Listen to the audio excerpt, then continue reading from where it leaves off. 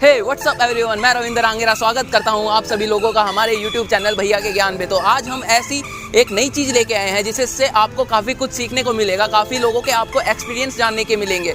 तो आज हम इंटरव्यू लेने वाले हैं किसी एक ऐसे शख्स का जिन्होंने काफ़ी लोगों के लिए काफ़ी हेल्प करी है। तो आज के हमारे जो पहले अतिथि है, पहले जो हमारे गेस्ट है, जो हमारे पहले जिनका हम इंटरव्यू लेंगे, उनका नाम है मोहम्मद इकबाल। वो असमर्थों के लिए भोजन बनाते हैं, भोजन खिलाते हैं उनको, और जो जानवर है जैसे जो सांप और हो गए उनको रेस्क्यू करने का भी काम करते हैं। तो चलिए फिर शुरू करते हैं।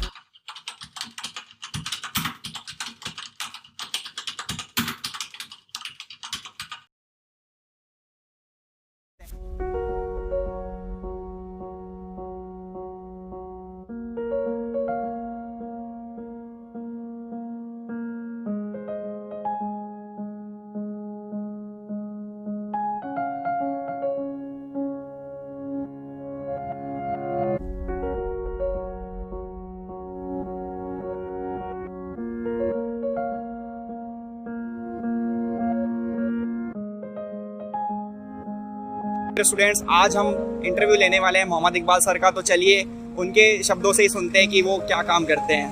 सर जी, मेरा नाम मोहम्मद इकबाल समाजी जीव रक्षक है। मैं बीकानेर के अंदर मैंने एक बहुत बड़ी पहल चलाई है जिसका नाम माँ रोटी बैंक निःशुल्क भोजन सेवा है, जो लगातार हमारी सेवा 4 दिसंबर 2016 से इस सेवा को हमने जनित के सहयोग से शुरू किया, जो लगातार बिना एक दिन रुके अभी ये सेवा को कंटिन्यू आज 3 साल 10 महीने और 22 दिन हो चुके हैं हमारी सेवा का।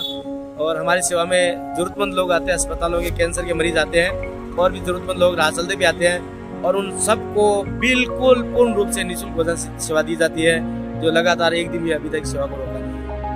सर, आप ये बहुत अच्छा काम कर रहे हैं। सर, मैं आपसे जानना चाहता हूँ कि आपने ये जो नाम रखा है माँ रोटी बैंक, सर इसके पीछे की कहानी क्या है? आपने ये नाम कैसे चूज करा? जी, मेरी माँ नहीं है दुनिया में, और मैं माँ से बहुत प्यार करता था, और मेरी माँ मेरी ज़िंदगी थी। और माँ का शब्द है कि हम लोग जब भोजन मांगते हैं, भूख लगती है या तकलीफ होती है, तो पहला शब्द हमारी जुबान से माँ निकलता है, और माँ निकलता है, और माँ से मोहब्बत करता हूँ, इसलिए मेरी माँ के नाम से ये सेवा शुरू की है। और मेरी ये सेवा जो है अपनी माँ रोटी बैंक निःशुल्क भोजन, ये सभी उन जो दुनिया से चली गई उन माता को समर्पित है, और जो दुनिया में जो माताएं रही है, मौजूद है, जिनके खुशनसीब लोगों के मौजूद माँ है, उनको अल्लाह से सलामती की भगवान से दुआ करने के लिए सारी ये सेवा चल रही है।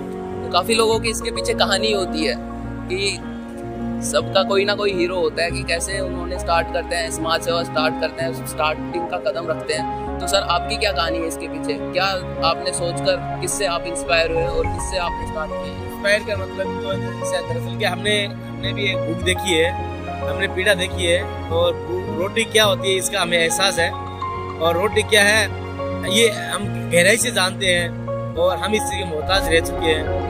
और खुदा भगवान ने एक वक्त वो भी दिखाया था जिस टाइम हम रोटी के मोहताज थे, और ऊपर वाले ने हमें अगर सब्र का फल दिया, और आज आप सबके आशीर्वाद दुआओं से जनित की मदद से आज खिलाने वाले एक जरिया बना है, तो ये जरिया बने हैं। और रही बात उसे इंस्पायर का, माता पिता का हमेशा प्यार रहा, और हमेशा भटकने नहीं दिया, अच्छे काम करने के लिए हमेशा माँ बाप ने हमें हमेशा हमारी हिम्मत बढ़ाई, अच्छे काम करना, दुनिया में ऐसा काम करो जिसकी एक अलग सी मिसाल हो और एक अलग पहचान हो। तो इस पहचान को कमाने के लिए एक माँ रोटी बैंक निःशुल्क भोजन सेवा स्थापित की।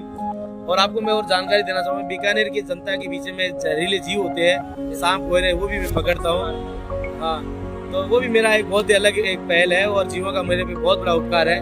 और मैं सांप गोरे जैसे बहुत डेंजरस जीवों को पकड़ता हूँ, और इतना सूचित पकड़ के उनको फॉरेस्ट विभागों में जमा भी करवाता हूँ। तो मेरे द्वारा आज तारीख हो चुकी है, मतलब 21/10/2020 द्वारा तक मैंने अभी सांप टोटल पकड़े हैं 2248 सांप पकड़े हैं, 22 मतलब 48 सांप पकड़े हैं, 2248 मैंने स्नेक रेस्क्यू किया है, और 139 मैंने मॉनिटर लिजार्ड यानी मारवाड़ी उसको गोयरा बोलते हैं, वो भी मैंने अभी इसको पकड़ के उनका भी सुरक्षा की है। जी सर, मैं जानना चाहूँगा कि आपने ये जो संस्था स्टार्ट करी, तो सर आपने ये अकेले संस्था स्टार्ट करी, या फिर सर आपके साथ में आपके फैमिली वाले या फिर आपके जो रिलेटिव्स हैं उन्होंने भी आपका इसमें सहयोग करा? दरअसल मैं आपको बता दूं, ये संस्था भी नहीं है, ये छोटी सी सेवा है। संस्था करोड़ों की होती है सेवा छोटी सी होती है। तो ये सेवा है हमारी, ये संस्था नहीं है, ना इसके अंदर किसी प्रकार का कोई हमारा कोई एक गुटबाजी है, ना कोई संगठन है। मैं अकेला हूँ, और आप सबका मुझे प्यार, मेरी हिम्मत है, और इसी वजह से ये सेवा चला रहा हूँ। और इसको क्या मैं ये नहीं कहना चाहूँगा इसमें कोई नहीं है, और मैं ये भी नहीं कहना चाहूँगा इसमें बहुत कुछ है।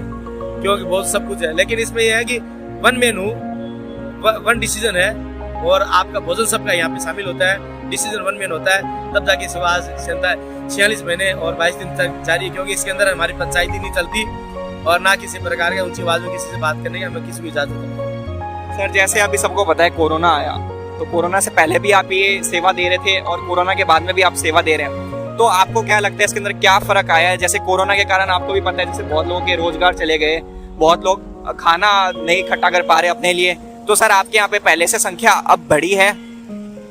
देखो कोरोना दुनिया में आया, ये भी मुझे पता है कि मेरे को इतना पता है कि कोरोना एक बीमारी का नाम है, तो वो जरूर आई थी, लेकिन मुझे इसका एहसास नहीं हुआ, क्योंकि मैं तो कोरोना से पहले भी सेवा में लगा था। कोरोना के अंदर मेरी और भी मुझे खुदा भगवान के करम से मुझे अच्छी सेवा करने का और मौका मिला, जरूरतमंद लोगों के घर तक पहुंचा, जरूरतमंदों को यहाँ बुलाया, यहाँ से भोजन दिया, यहाँ से फिर जरूरतमंदों को घर तक मैं भोजन ले लेके जाने का मुझे एक बहुत बड़ा अवसर मिला था, और उसमें मैं कामयाब भी रहा। और कोरोना के अंदर मुझे किसी प्रकार का कोई प्रकार की दिक्कत नहीं आई, मैं वैसे ही घूमता था जैसे आज घूमता हूँ या उससे पहले घूमता था। लेकिन दरअसल क्या है, ये बीमारी है, प्रकोप है, इससे हम सबको सावधानी रखनी चाहिए, और मैं दिल से दुआ करता हूँ कि सबको बीमारी, सभी बीमारियों से, परेशानी से सबको मुक्ति निजात मिले। और रही बात उसी कोरोना से, देखो ऐसा है कि प्रभाव पड़ा कि पहले हम लोग यहाँ बिठा के खिलाते थे, अब वो बिठाने के बजाय हम लोगों ने बांटना शुरू कर दिया, बस इतना फर्क पड़ा। जिस प्रकार सर आपने बताया कि आपने सांपों को रेस्क्यू करने का काम स्टार्ट किया है, एक आम आदमी एक सांप को पकड़ने के लिए 100 बार सोचेगा, तो आपके सांप के प्रति इतना प्यार कैसे है? और आपने इसकी कोई अलग से ट्रेनिंग ली है सांप को पकड़ने की, या फिर किस प्रकार से? हम जानते हैं सांपों के बारे में बताना चाहूंगा कि देखो दुनिया के अंदर हम लोग एक चिंटी नहीं बना सकते, तो मार क्यों सकते? तो रही बात दूसरी, और ये जो जीव होते हैं, जहरीले जीव होते हैं, जब ऊपर वाले खुदा ने जो इनको बनाया था बहुत सोच समझ के बनाया था, हमारे क्यों इसको। रही बात दूसरी कि ये अपने इंसानों के लिए फायदेमंद भी तो होते हैं ना, इनके अंदर जो इनका भी खाद जो होता है इंसान नहीं होता, इनका जो खाने का होता है वो इंसानों का भोजन नहीं होता इनको। ये जीव है, ये कीड़े केचुए चूजे नेवले वगैरह, ये मतलब छोटे जीवों को खाता है, अपना पेट भरता है, लेकिन ये कहीं ना कहीं इंसानों को फायदेमंद इसलिए है कि जो इंसानों को फसलों को नुकसान करने वाले जीवों को ये खा जाता है, तो इंसानों को फसलें बढ़ती है, और फसलें बढ़ने से इंसानों को रोजगार मिलता है और किसानों को रोजगार मिलता है, और किसानों के रोजगार की वजह से हम लोग सही ढंग से पेट भर पाते हैं। तो ये जीवों का बचाने का ही मेरा उद्देश्य है। और रही बात इसकी कोई ट्रेनिंग नहीं ली और किसी प्रकार को मेरा कोई इसमें गुरु नहीं है, मेरा गुरु सबकी दुआएं आशीर्वाद है और खुदा पर का करम है, इन जीवों का मेरे में बहुत बड़ा उपकार है। तो सर मैं आपसे जानना चाहूँगा, आप यहाँ पे अपना काम करते हैं, आप लोगों को सेवा देते हैं, तो सर यहाँ पे आर्थिक रूप से कुछ सेवा करनी पड़ती है, तो सर वो आर्थिक रूप से आप अपने पर्सनल कुछ काम करते हैं? सर बहुत अच्छा आपने क्वेश्चन पूछा, बहुत अच्छा लगा। देखो दरअसल क्या है कि ये सेवा मेरी 1 बजे तक चलती है, और मेरा छोटा मोटा मेरा पर्सनल काम बिजनेस है, और उस बिजनेस के मार्फत मैं यहाँ पे लगा रहता हूँ, मेरा काम धंधा करके आ जाता हूँ। सुबह 8 बजे मैं लेबर को लगा देता हूँ, 1 बजे जाके संभाल लेता हूँ, फिर उसके बाद मेरा काम पे रहता हूँ, अपना घर गुजारा उससे चलता है। यहाँ हम ज्यादातर भोजन लेते हैं, और कोई आर्थिक मदद बहुत कम रूप में हमारे पास आती है, बाकी तो पक्का वो भोजन आता है, ठीक है। और रही बात दूसरी कि मेरा खुद का पर्सनली काम है, मैं जिम के प्रोडक्ट होते हैं वो सेल करता हूँ, जिम को असम्बल करके बेचता हूँ, और भी मेरा छोटा मोटा बिजनेस है, ईमान का खाता हूँ, किसी के आगे हाथ नहीं फैलाता, ये मेरा सिस्टम है।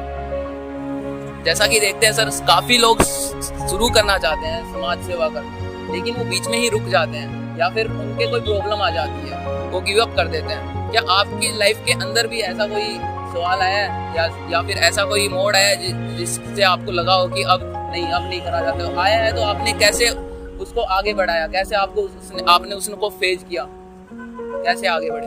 बहुत अच्छा, आपने बहुत अच्छा पहला सवाल पूछा है। इसमें दरअसल क्या होता है कि जब किसी चीज को सेवा को अगर स्वार्थ से जोड़ लेते हैं ना, तो वो सेवा ज्यादा दिन नहीं चलती, ठीक है। और सेवा के अंदर अब हम स्वार्थी बन जाते हैं, तो सेवा ज्यादा दिन नहीं चला पाता आदमी। वो अपना मतलब सिद्ध करने के लिए अगर सेवा करता है, तो वो सेवा थोड़े दिन बाद जाके वो लटकती नहीं है, बंद नहीं होती, उनको लोगों का उसके प्रति रुझान कम हो जाता है, फिर वो चला नहीं पाता।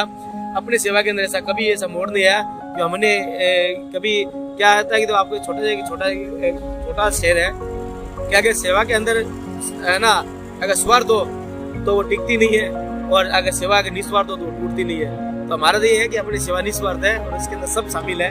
और हमारा जो बाकी सेवा का लोगों का दूर आया है कि लोग इसके अंदर क्या सेवा को आड़ बना लिया, लोगों ने सेवा को आड़ बना लिया, और सेवा से सिर्फ अपना मतलब सिद्ध करते हैं, नाम जरूरतमंदों का लेते हैं, घर अपना भर लेते हैं, नाम जरूरतमंदों का लेते हैं, पेट अपना भरते हैं, भोजन जरूरतमंदों के लिए लेते हैं, पेट अपना भर लेते हैं। ऐसे लोगों का कुछ दिन के लिए ना वो उनका सितारा गर्दिश में आता है, फिर वो बहुत ऐसे गहराई में जाके डूब जाता है, कभी उसका नामो निशान मिट जाता है। तो अपन खुदा ने भगवान ने हमें बचा रखा है, और यही दुआ और आशा रखते हैं कभी जिंदगी में अपने सेवा के प्रति कभी हमारा स्वार्थ कभी ना जुड़े। आप सबका प्यार मिलता है। थैंक यू सर, आपने हमारे साथ इतना टाइम दिया। तो दर्शकों, मैं आपको बताना चाहूँगा कि सर के अभी हम आपको नंबर दिखा देंगे। अगर आप अपने आर्थिक रूप से या फिर आप कुछ खाना आपके घर में बच जाता है, जैसे सर ने कहा एक्स्ट्रा अगर हो जाता है, तो आप उसको वेस्ट ना करके यहाँ पे लाइए और यहाँ पे आगे आपको जरूरतमंदों को वो खाना दिया जाएगा। तो मैं आशा करता हूँ कि आप यहाँ पे आके एक बार विजिट जरूर करेंगे और सर को हेल्प करेंगे।